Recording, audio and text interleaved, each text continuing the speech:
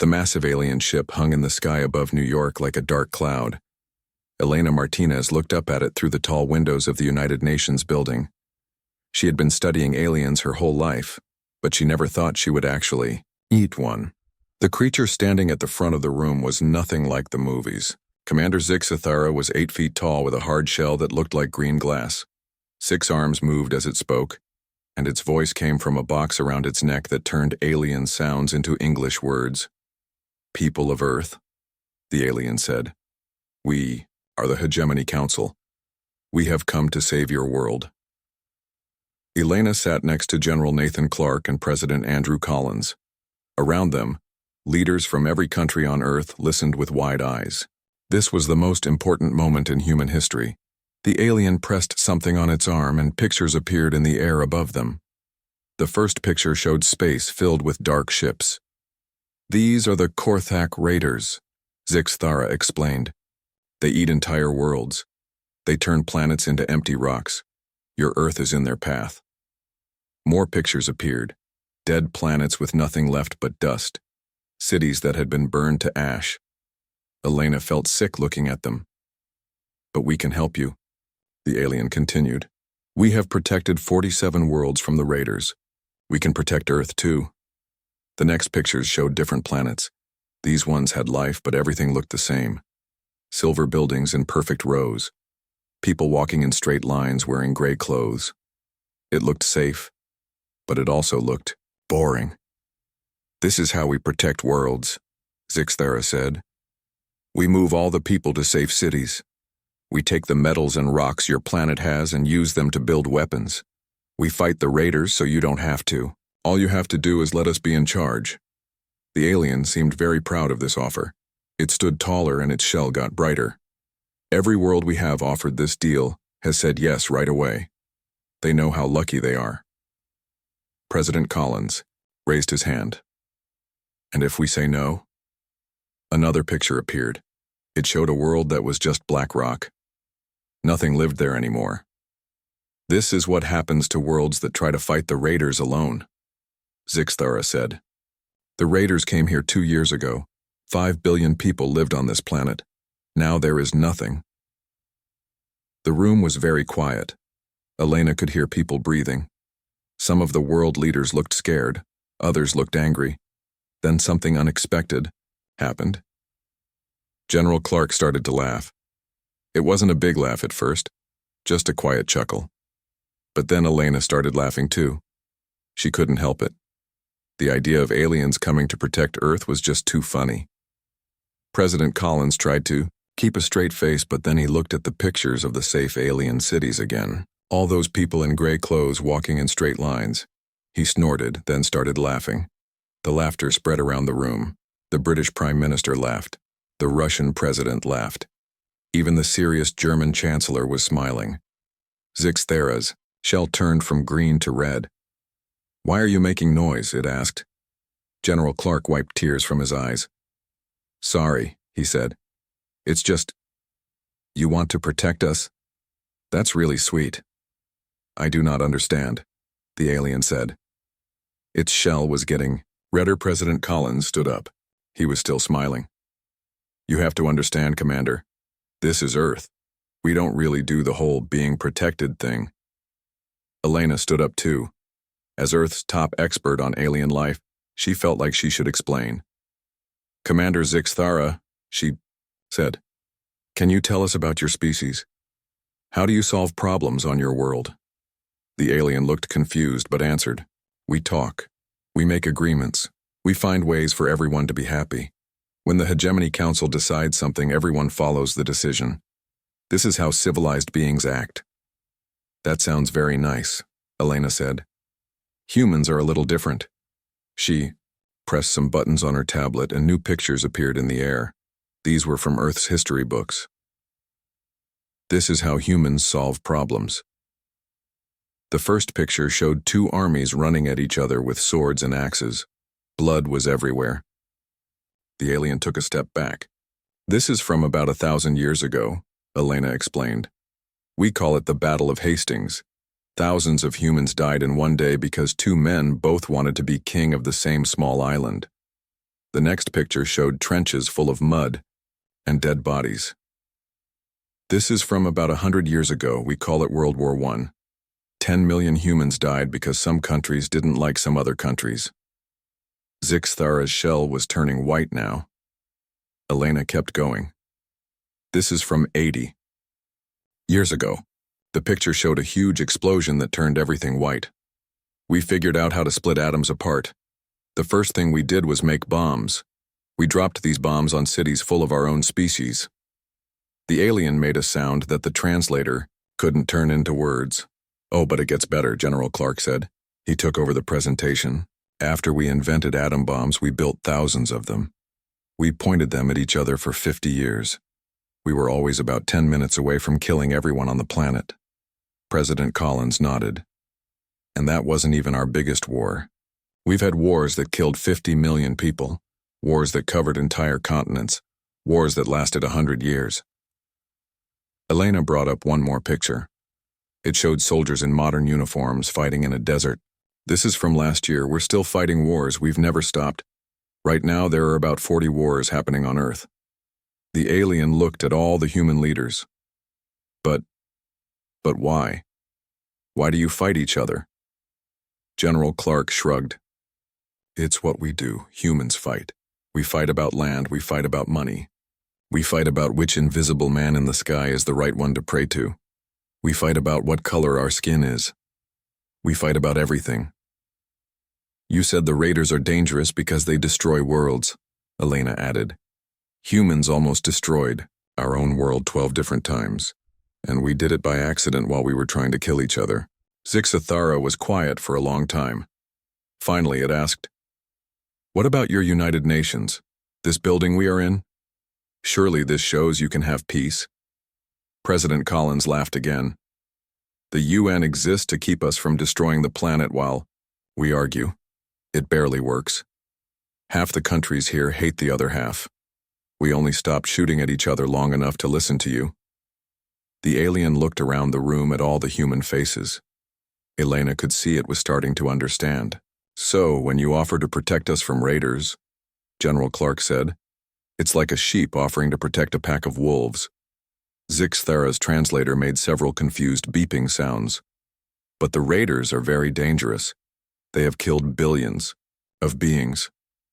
So have we, Elena said simply. The difference is, we killed billions of ourselves, and we're still here. That should tell you something. President Collins sat back down. Thank you for the offer, Commander. But Earth doesn't need protection. Earth needs someone to protect the galaxy from Earth. The alien stood very still for a moment. Then it asked, "What does this mean for our offer?" General Clark smiled. It wasn't a nice smile. It means we have a counteroffer. How about we protect you from the raiders instead? The room got very quiet again. But this time it wasn't scared quiet. It was the quiet of a room full of predators who had just found new prey. Commander Zixthara stared at the humans with all four of its compound eyes. The alien shell kept changing colors from green to red to white, and back again. Elena Martinez had been watching alien behavior for years through long-distance telescopes and radio signals, but she had never seen anything like this up close. You want to protect us? The alien finally asked. But you are just one planet, one species. The raiders have ships bigger than your cities. General Nathan Clark stood up and walked to the front of the room. He had fought in 7 different wars during his career. He had seen humans do terrible things to each other, but he had also seen humans do impossible things when they were angry enough. Commander, he said, I think you need to understand something about humans. We're not like the other species you've met. Elena connected her computer to the room's display system. Let me show you what General Clark means. She said the first image that appeared was a map of Earth from 5,000 years ago. It showed hundreds of small tribes spread across the continents. This is how humans lived for most of our history, Elena explained. Small groups fighting other small groups for food, water, and land. We've been at war for our entire existence, as a species. She clicked to the next image. It showed Roman soldiers marching in perfect lines. About 2,000 years ago, One group of humans decided they wanted to own the whole world. They were called Romans. They spent 400 years conquering everyone they could find. They built an empire that covered 3 continents. Zixathara's shell turned a darker shade of green. But surely this was the end of your wars. Once, one group won? General Clark laughed. That was just the beginning. The Roman Empire broke apart and then everyone went back to fighting each other. But now they had better weapons. The next image showed knights in metal armor charging at each other with long spears. Horses screamed and men fell covered in blood. Humans discovered that if you get on a horse and run really fast at someone with a sharp stick, you can kill them better, Elena said. So we spent 1,000 years doing that. Captain Ryan O'Connor had been quiet until now. He was a Marine who had fought in 3 different countries in the last 5 years. He stepped forward. "Commander," he said to the alien, "can you tell us about the biggest war your species ever fought?" Zixthara thought for a moment. 300 years ago, 2 of our colony worlds disagreed about mining rights. The war lasted 6 days. 43 beings died. It was the most terrible thing in our history. The humans in the room looked at each other. Some of them smiled, but they weren't happy smiles. 43 deaths, Captain O'Connor repeated. That's what we call a quiet Tuesday. Elena brought up the next image. It showed a battlefield covered in mud and dead bodies. Broken weapons were everywhere. The ground was torn up by explosions. "This is the Battle of the Somme," she said. "It happened about 100 years ago. On the first day of this battle, 20,000 humans died. By the time it was over, 1 million humans were dead. And this was just one battle in a war that killed 17 million people." Zixathara made a sound like glass breaking. Its shell turned completely white. "But that wasn't our biggest war," General Clark continued. 20 years later, we had an even bigger one. The image changed to show factories with smoke pouring out of them. But these weren't normal factories. We built special camps designed just for killing people, Elena explained. We killed 6 million people in these camps. And while we were doing that, we were also fighting the biggest war in our history. 50 million humans died in 6 years. "But surely," the alien said, "surely after such terrible losses you learned to live in peace?" President Andrew Collins shook his head. "Actually, it got worse. During that war, we invented something new." The image changed to show a mushroom, cloud rising over a city. "We learned how to split atoms," Elena said. "The first thing we did was make bombs. Big bombs, really big bombs." She clicked to the next image. It showed a city that had been completely destroyed. Where buildings used to be, there was nothing but black ash and twisted metal. "We dropped this bomb on a city full of our own species," she continued. 80,000 people died instantly. The fire was so hot it turned people into shadows on the walls. Zixthara fell backwards into its chair. Its shell was now so white it was almost transparent. "And then we built more bombs," General Clark said. "Thousands of them, bigger ones. We built bombs that could destroy entire countries. Bombs that could end all life on Earth." Captain O'Connor pulled up a new image. It showed a map of the world, covered in red dots. "Each red dot is a nuclear weapon," he explained. "This is what Earth looked like 30 years ago. We had enough bombs to kill every living thing on the planet 50 times over. And we were always about 10 minutes away from using them." "Why?" Zixthara whispered. "Why would you build weapons to destroy your own world?" "Because we were afraid the other humans would destroy us first," President Collins said simply. "We spent 50 years pointing these weapons at each other, ready to end the world if anyone attacked us." Elena brought up the final image. It showed soldiers in modern equipment fighting in a desert. "This was last week," she said. "We still have wars, smaller ones now, but we never stopped fighting. Right now there are soldiers from 20 different human nations fighting in conflicts around the world. But you must have learned something from all this death," the alien pleaded. "Surely you want peace now." General Clark walked over to stand directly in front of Zixthara. "Commander," he said, "humans don't want peace. We want victory. Peace is what happens when everyone else is too dead or too scared to fight us. Every human child grows up learning about war. Elena added. Our history books are full of battles. Our movies are about fighting. Our games are about killing enemies. War isn't something that happens to us. War is what we are. Captain O'Connor nodded. Other species have wars by accident. Humans have peace by accident. Fighting is our natural state. President Collins stood up. You offered to protect us from raiders, but Commander, we are raiders. We're just raiders who haven't left our own planet yet. The alien looked around the room at all the human faces staring back at it. Elena could see that Zixathera was beginning to understand what kind of species it was dealing with. Every technological advancement we've ever made, Elena continued, we've turned into a weapon. We invented flying machines, so we put bombs on them. We invented rockets to explore space, so we put nuclear weapons on them instead. We invented computers to help us think, and we used them to aim missiles more accurately. We invented the internet to share information, General Clark added, and we immediately started using it to plan better ways to kill each other. Even our medical advances come from war, Captain O'Connor said. We learned how to do surgery by patching up soldiers. We learned how to treat infections by dealing with battlefield wounds. We got better at healing people by getting better at hurting them. Zixathara was shaking now. Its shell made small clicking sounds. The scariest part, Elena said quietly, is that we're really good at it. We've been practicing warfare for thousands of years. Every human military studies every battle we've ever fought, learning how to kill more efficiently. And we enjoy it, General Clark added. Humans volunteer to join armies. We compete to get into military schools. Our soldiers are proud of their work. President Collins walked over to the window and looked up at the alien ship in the sky.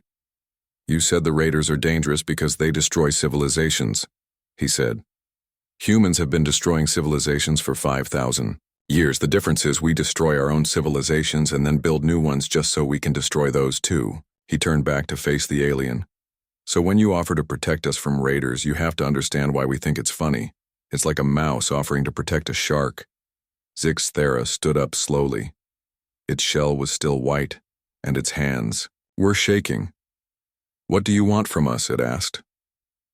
Elena smiled. It wasn't a nice smile. We want you to go back to your Hegemony Council, she said, and tell them that Earth doesn't need protection. Tell them that the galaxy needs protection from Earth. And tell them, General Clark added, that we'll be in touch soon. We have some ideas about these raiders of yours.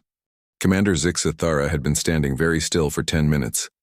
Its shell was still white, and the translator around its neck kept making small beeping sounds. Elena Martinez watched the alien carefully. She had spent her whole career studying how different species communicated, and right now Zixathera looked like it was having some kind of breakdown. Are you okay, Commander? President Andrew Collins asked. The alien's shell flickered from white to yellow and back to white. I am trying to understand, it said slowly. You have shown me that your species is violent. But violence without purpose is just destruction. Surely you must want something. General Nathan Clark smiled. Oh, we want lots of things, but first let's talk about your raider problem. Elena pulled up a new image on the display. It showed the galaxy with different colored areas marked out. This is your territory, right? She asked, pointing to a large green section. The Hegemony. Council controls all these star systems? Yes, Zixathera said. 47 worlds under our protection. Safe worlds where beings can live in peace. And these red areas, Elena continued, pointing to several scattered regions. These are where the raiders operate? Yes. They move. From system to system, destroying everything. No one can stop them.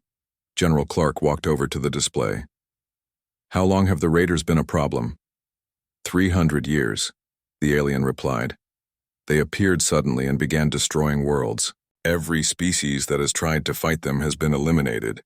And in 300 years, Elena said, how many times has the Hegemony actually fought the raiders?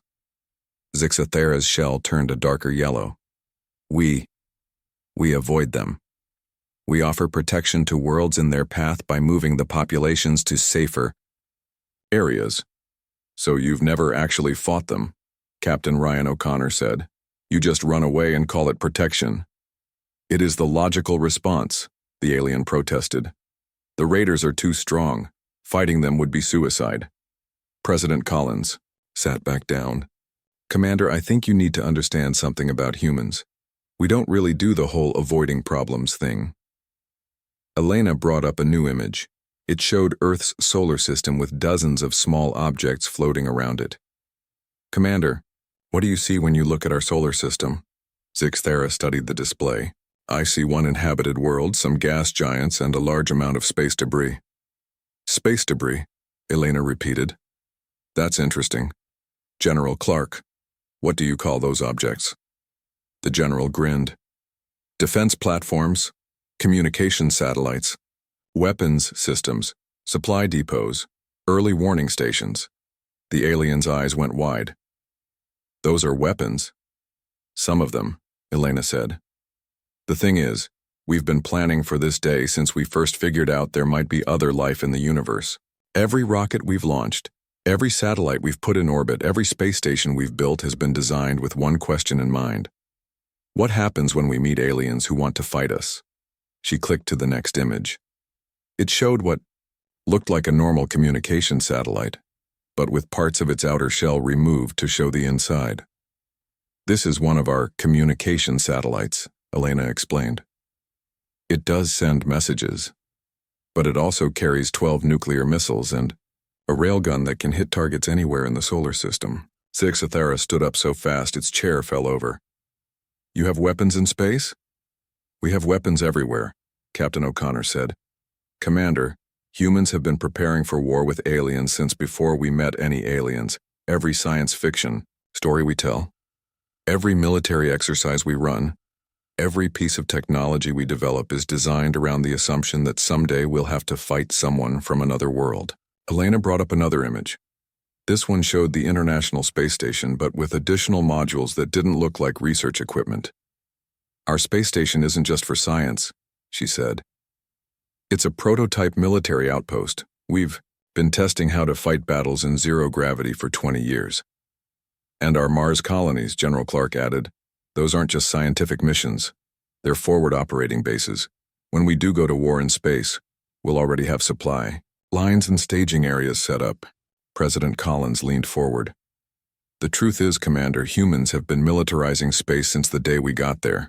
We just hid it really well. Elena clicked to a new image that made Zixthera's shell turn bright red. It showed a massive construction project on the far side of Earth's moon. What is that? The alien whispered. Luna Base, Elena said.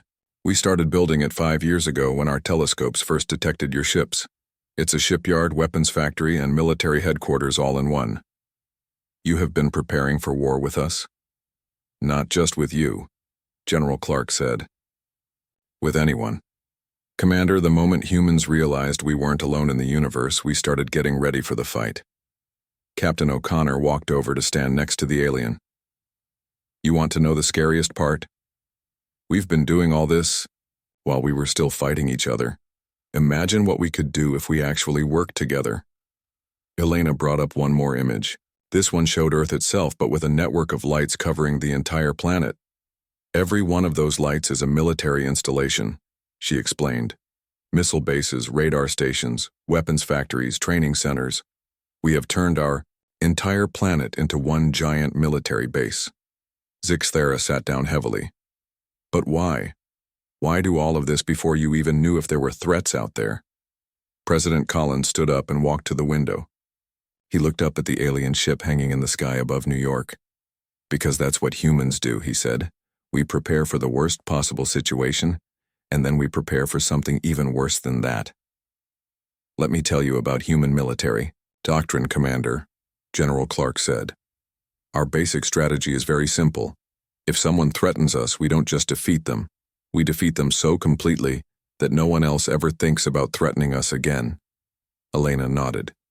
When humans go to war, we don't fight to win. We fight to make sure we never have to fight the same enemy twice. Your raiders have been a problem for 300 years because no one has ever hurt them badly enough to make them stop, Captain O'Connor added. Humans would have ended the raider problem in the first year. How? Zixthera asked. By following them home and destroying everything they care about, Elena said simply. By making them more afraid of us than we are of them. General Clark pulled up a map of the galaxy. You said the raiders move from system to system. That means they have bases somewhere, supply lines, homeworlds, places they care about. We would find those places, President Collins said, and we would destroy them, not just defeat them. Destroy them completely. But that would mean killing billions of raiders, the alien protested. Yes, Elena said. It would. The room was quiet for a moment. Then Captain O'Connor spoke. Commander, let me ask you something. How many people have the raiders killed in 300 years? Billions, Zixthara admitted. Entire civilizations. And how many people has your strategy of avoidance saved? The alien was quiet. That's what I thought, the captain said. Your peaceful approach has gotten more people killed than our violent approach ever would. Elena brought up the final image. It showed a human soldier in space armor holding a weapon that looked like it could punch holes through starships. We've been working on this equipment for decades, she said. Weapons designed specifically for fighting in space. Armor designed for zero-gravity combat. Ships designed to ram other ships and keep fighting. The thing you need to understand about humans, General Clark said, is that we don't just want to survive. We want to win. And we want our enemies to know they lost. President Collins turned away from the window. So here's our counteroffer, Commander. Go back to your Hegemony Council. Tell them that Earth is taking over galactic security. What does that mean? Zixthara asked. It means we're going to hunt down these raiders and end them, Elena said. It means we're going to make the galaxy safe our way. And what is your way? Captain O'Connor smiled. It was the kind of smile that made Zixthara's shell turn white again. Violence, he said. Lots and lots of violence, applied precisely and overwhelmingly until the problem goes away. But what about the species under hegemony protection? The alien asked. What happens to them? They can choose, President Collins said. They can stay under human protection or they can take care of themselves. But either way, they won't have to worry about raiders anymore. General Clark walked over to stand directly in front of Zixthara. Commander, he said, your species has been playing defense for 300 years. It hasn't worked. It's time to try offense. Go back to your council, Elena said. Tell them that the humans are coming. Tell them we're going to fix their raider problem permanently. And tell them, President Collins added, that if they try to stop us, they'll find out why no one has ever successfully conquered Earth. Zixthara stood up slowly. Its shell was cycling through colors so fast it looked like a rainbow. This is madness, it said. No, Elena replied. This is humanity. And you're about to see what that means. 3 months had passed since Commander Zixthara left Earth. The aliens' warnings had spread quickly through the Hegemony Council. But most species thought the humans were just another primitive world making big threats. They had seen it before, with younger civilizations who thought they were tougher than they really were. The Korthic raiders received the Hegemony's message about Earth with what could only be described as hunger. A new world to devour, and one that claimed it wanted to fight. The raiders hadn't faced real resistance in over 200 years. This would be fun. Admiral Lisa Chen stood on the bridge of the UNS Defiance, watching her screens as massive shapes began appearing in space around Earth. The Raider bioships emerged from hyperspace like living mountains, their organic hulls pulsing with veins of light. Each ship was the size of a city, and there were dozens of them. Jesus Christ, whispered Lieutenant Commander Paul Davis from the communications station. They're huge. Size isn't everything, Admiral Chen replied, calmly. She had been expecting this moment for months. Every human military leader had been planning for it since the day they learned about the raiders.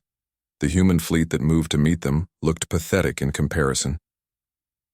The UNS Defiance was a converted aircraft carrier that had been fitted with weapons designed for space combat. Around it flew a mix of military ships, converted cargo vessels, mining ships, and even some luxury yachts that their owners had volunteered for military service. Captain Jake Morrison commanded one of those converted ships. His vessel, the new Harmony, had been an asteroid mining ship just 6 months ago. Now it bristled with weapons that had been bolted onto its hull wherever they would fit.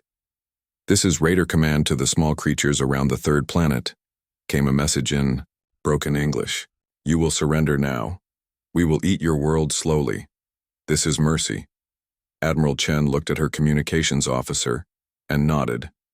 "This is Admiral Lisa Chen of the United Earth Defense Force," she broadcast back. "You have 30 seconds to leave our system. This is your only warning." The response was laughter, deep rumbling laughter that sounded like rocks grinding against each other. "Small human things think they can threaten the raiders," the alien voice said. "We have eaten 40 worlds. Your bones will join the others." Admiral Chen checked her watch. 30 seconds is up, she announced to her fleet. "All ships, weapons, free. Let's show these things how humans fight." The first human weapons to fire were the railguns. These were magnetic cannons that could throw chunks of metal at incredible speeds.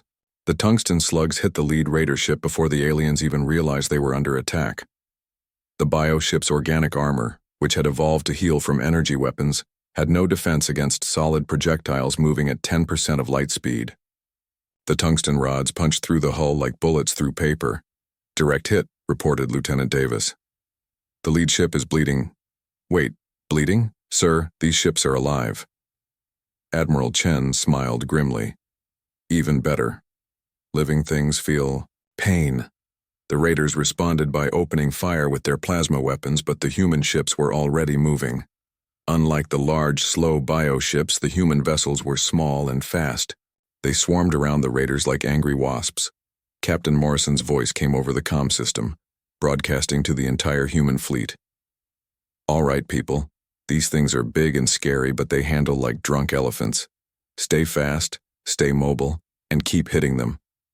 His mining ship, armed with industrial lasers never designed for combat, began slicing through a raider vessel's hull like a hot knife through butter. The bioship twisted and writhed, clearly in agony. "That's it," Morrison shouted. "They can feel pain. Aim for the nerve clusters, those glowing spots along their sides." The human fleet adjusted their tactics immediately. Instead of trying to destroy the bioships quickly, they began targeting specific areas designed to cause maximum suffering. The space around Earth filled with the screams of dying raider vessels.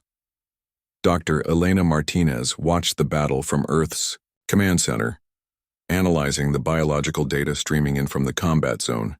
"Admiral Chen," she called over the communication link, "I'm seeing something interesting. These ships aren't just alive, they're connected. Hurt one, and the others feel it too." "Good to know, Doctor," Admiral Chen replied as her ship fired. Another volley of nuclear missiles. "All ships focus fire on the center vessel. Let's see how they like losing their flagship." The nuclear warheads, originally built to destroy Earth's cities, proved devastatingly effective against living starships. The massive bioship at the center of the raider formation convulsed as atomic fire burned through its body. Its death screams were so loud they could be heard through the vacuum of space. But humans had learned something about warfare that the raiders had never encountered. They didn't just want to win, they wanted to send a message. "New harmony to Fleet Command. Captain," Morrison reported. "I'm reading massive damage to the enemy flagship, but it's still alive. Request permission to ram." Admiral Chen didn't hesitate. "Permission granted, Captain. Give them something to remember." Morrison's mining ship, its hull scarred and burning from raider plasma fire, turned toward the massive bioship and accelerated to full speed. At the last moment, he ejected in an escape pod, leaving his ship to slam into the raider vessel at several thousand miles per hour. The explosion lit up space like a second sun. When the light faded, the raider flagship was broken, in half, its crew dying in the cold vacuum of space. The remaining raider ships began to retreat, but the humans weren't finished. "All ships pursue and destroy," Admiral Chen ordered. "We're not letting any of them get away to warn their friends." Lieutenant Colonel Amy Foster, commanding a squadron of converted fighter jets, led the pursuit. Her ships, originally built for atmospheric combat, had been modified with rocket engines and space-rated life support systems. "This is Ghost Squadron in pursuit of fleeing bogies," she reported. "These things might be fast in a straight line, but they can't turn worth a damn. Her fighters swarmed the retreating bioships, their missiles and cannons tearing through organic armor that had never been designed to handle such sustained, focused attacks. One by one, the raider ships died. They tried to flee, but human ships were faster. They tried to fight, but human weapons were more precise.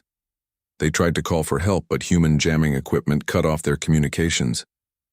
Captain Danny Wright, commanding a destroyer that had been in space dock for repairs, when the attack began, managed to catch up to the last fleeing raider ship. His vessel was held together with emergency patches and spare parts, but its weapons were fully functional.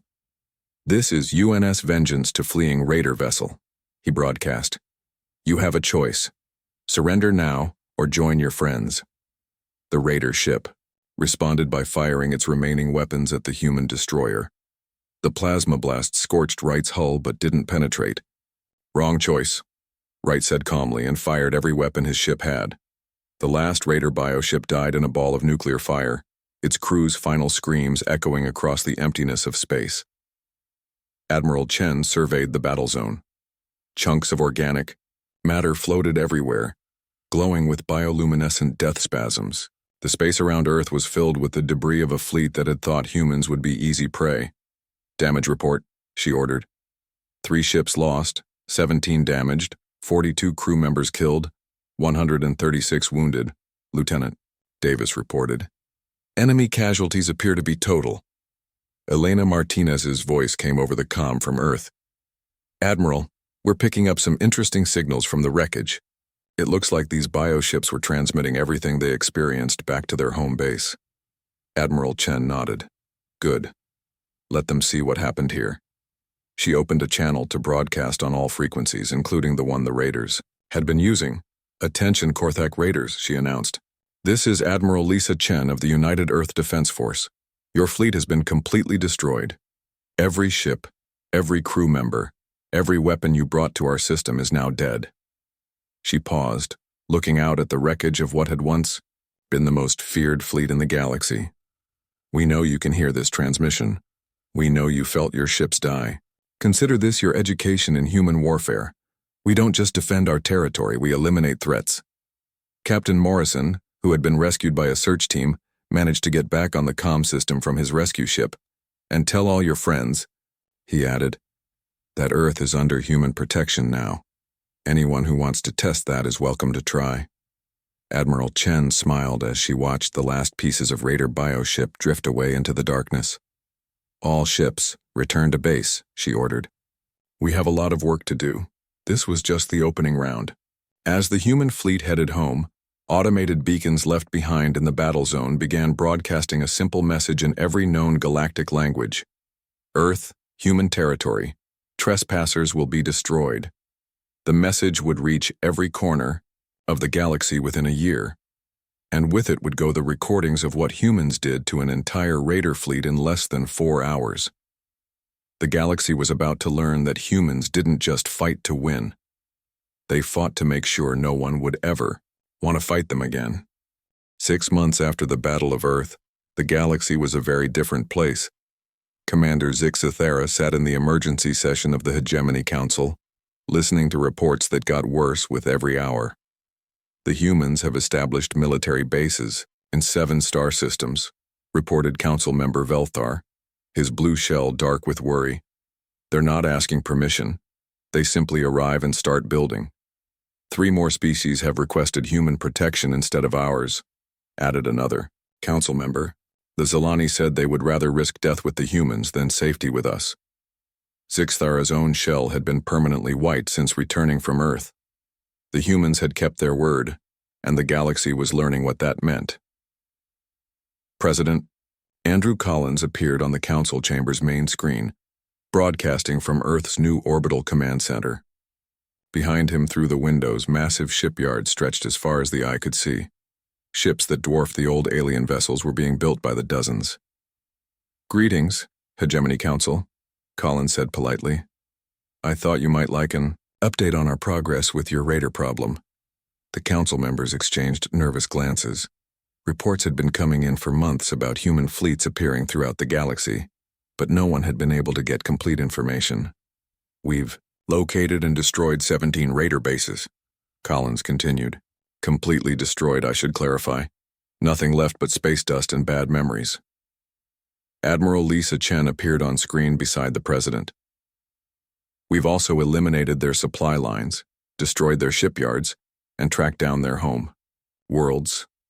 Home worlds, plural? Zixthara asked weakly. Oh yes, Admiral Chen said.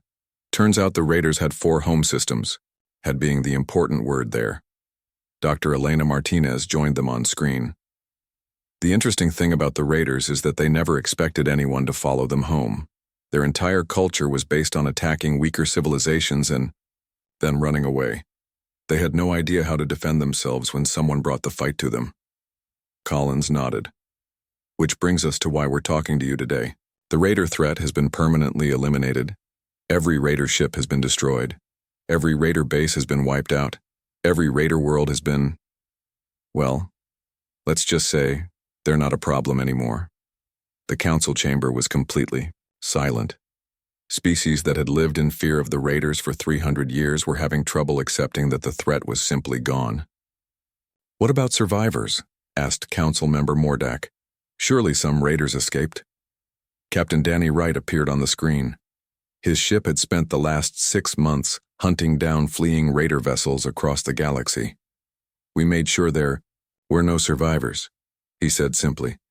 Humans have a saying, kill the snake and cut off the head. We killed the snake and burned the whole nest. But that means, Zixthara started to say. Yes, Elena Martinez said. The Korthak raiders are extinct, completely extinct. It's like they never existed. Council Member Velthar leaned forward. And what do you want from us in return for this service? President Collins smiled. Nothing. Consider it a housewarming gift from your new neighbors. New neighbors? Admiral Chen gestured to something off-screen. Oh yes, we've been expanding. Human colonies are being established throughout the galaxy. We're not asking anyone's permission, of course. Space is big enough for everyone. The screen split to show images from across the galaxy. Human ships patrolling star systems that had never seen Earth vessels before. Human colonies on planets that had been empty just months ago. Human space stations being built at strategic points along all the major trade routes. We've taken the liberty of establishing a galactic security network, Collins explained. Human fleets are now stationed throughout the galaxy to respond to any threats that might emerge. What kind of threats? Zixthara asked, though part of him was afraid to hear the answer. Captain Jake Morrison appeared on screen. His ship, now completely rebuilt with military specifications, was patrolling somewhere in the outer rim. Any kind, he said. Pirates, slavers, aggressive empires, territorial disputes. If someone starts causing problems, we show up and explain why that's a bad idea. And if they don't listen? Asked Council Member Mordak. Morrison's smile was not reassuring. Then we explain it louder. Elena Martinez brought up a galactic map showing human positions. Red dots marked human bases and patrol routes. There were hundreds of them. The thing about human military doctrine, she explained, is that we don't just solve problems. We prevent problems. Any species that looks like it might become a threat gets a visit from one of our diplomatic fleets. Diplomatic fleets? Zixthara asked.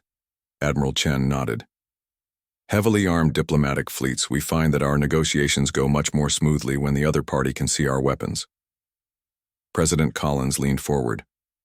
Which brings us to the real reason for this call. Several species have been asking about joining our protection network instead of yours, and we've been saying yes, Admiral Chen added. Human protection comes with different terms than hegemony protection. What terms? Asked Council Member Velthar. Simple ones, Collins replied. Don't attack your neighbors. Don't enslave other species. Don't build weapons designed to destroy planets. Follow those rules and we'll make sure no one bothers you. And if someone breaks the rules? Captain Wright appeared on screen again. Then they find out why every human child learns about warfare in school. The council members looked at each other nervously. The humans were describing a completely different approach to galactic politics. Instead of careful negotiations and balanced compromises, they were offering brutal simplicity. What about species that don't want human protection? Zixthera asked. That's fine, Collins said, as long as they don't cause problems for species that do want our protection. Elena Martinez brought up another image. It showed a star system that was completely empty except for a few small asteroids. This used to be the Sectari Empire, she explained. They decided they wanted to invade one of our protectorate worlds. Past tense is important there. The council chamber was silent again. The Sectari Empire had been one of the most powerful military forces in the galaxy. How long did the war last? Council member Mordak asked quietly. 4 hours, Admiral Chen replied. Most of that was travel time. Captain Morrison nodded. The actual fighting was over in about 30 minutes. Turns out that when humans go to war, we don't mess around. President Collins stood up. The point is, the galaxy is under new management now, human management.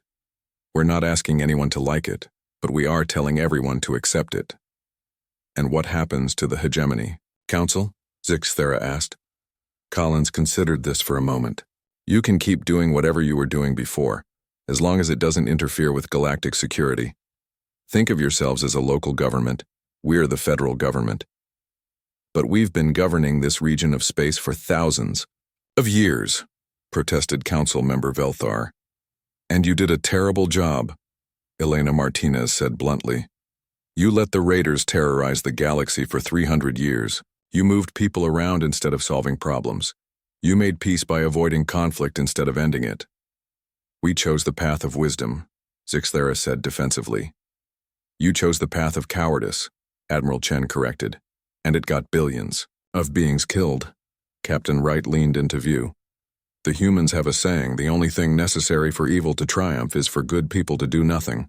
You did nothing for 300 years. President Collins raised his hand to stop the argument. Look, we're not here to debate the past. We're here to talk about the future where humans keep the peace and everyone else gets to live safely. And if we refuse to accept human authority? Asked Council Member Mordak. The screen went quiet for a moment. Then Collins smiled. Well, he said, that would be unfortunate, but not surprising.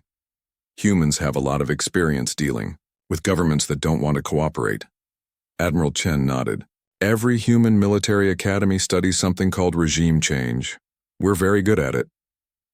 Elena Martinez brought up one final image.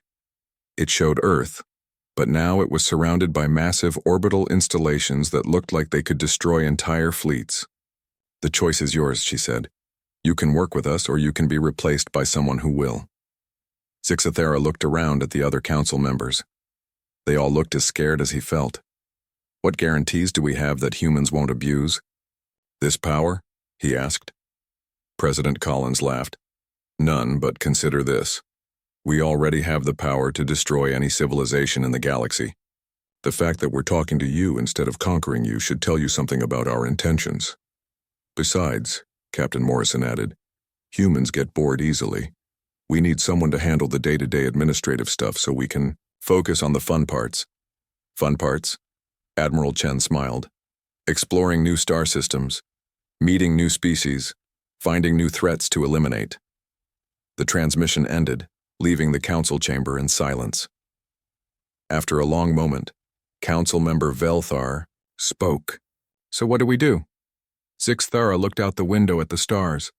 Somewhere out there, human fleets were patrolling space that had been hegemony territory just months ago. We adapt, he said quietly, because the alternative is becoming a cautionary tale in human history books.